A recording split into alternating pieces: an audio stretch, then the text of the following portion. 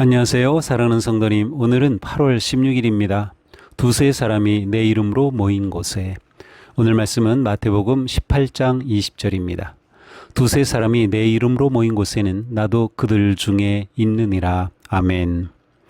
예수님은 오늘의 본문 바로 앞에서 길을 잃은 양을 찾는 아버지의 마음과 형제가 죄를 범했을 때 어떻게 권면하고 회복할지를 가르치셨습니다.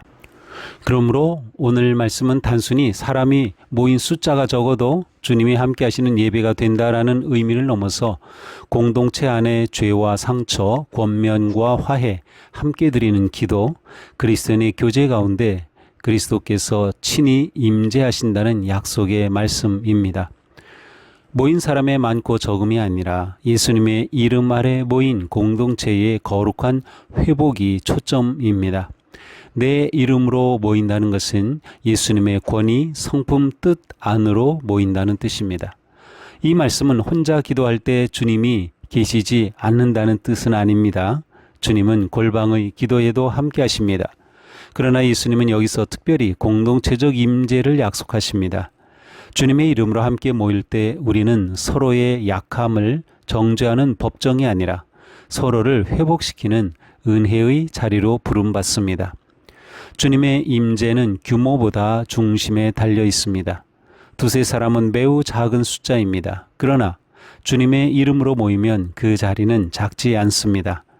교회의 힘은 모임의 크기보다 그 중심에 누가 계시는가에 있습니다. 주님이 중심에 계시면 작은 기도회도 하늘의 문이 되고 작은 속회도 은혜의 집이 됩니다. 주님의 이름으로 모인다는 것은 내 뜻을 내려놓는 일입니다.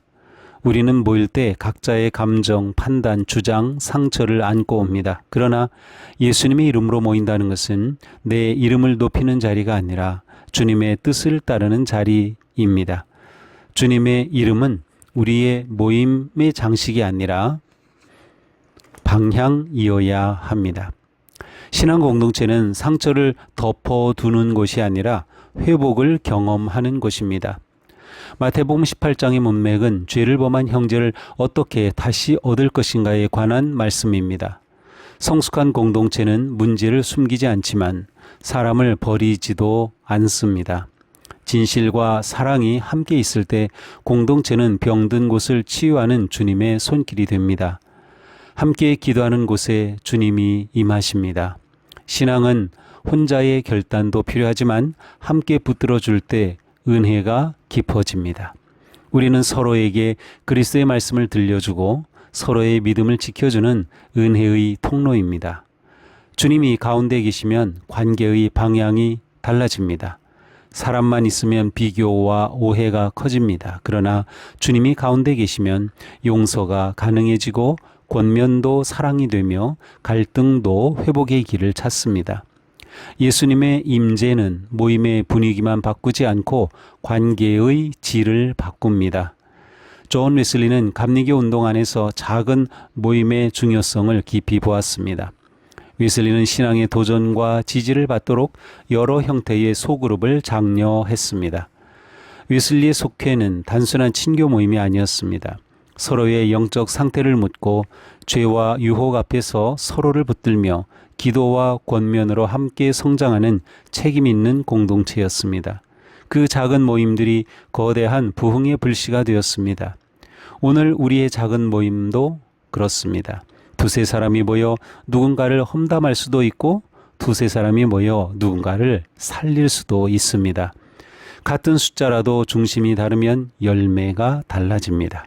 예수님의 이름으로 모인 곳에는 사람의 소리보다 주님의 마음이 커집니다.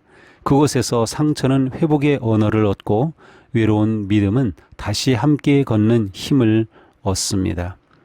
오늘 누군가와 함께 손을 잡고 주님의 이름으로 기도하십시오. 모임이 있을 때 자기 주장보다 주님의 마음을 먼저 생각하십시오. 기도합시다. 주님, 작은 모임이라도 그 중심에 예수님을 모시게 하시고 우리의 말과 기도와 권면이 사람을 살리는 통로가 되게 하옵소서. 갈등 속에서도 주님의 마음을 배우게 하시며 공동체 안에서 용서와 회복과 사랑을 이루게 하옵소서. 예수 그리스도님의 이름으로 기도합니다. 아멘. 네, 우리가 함께 만난다는 것이 얼마나 소중한지 모르겠습니다. 오늘도 우리의 삶에 주님이 함께 하심을 신뢰하며 복된 하루가 되기를 축복합니다. 사랑합니다.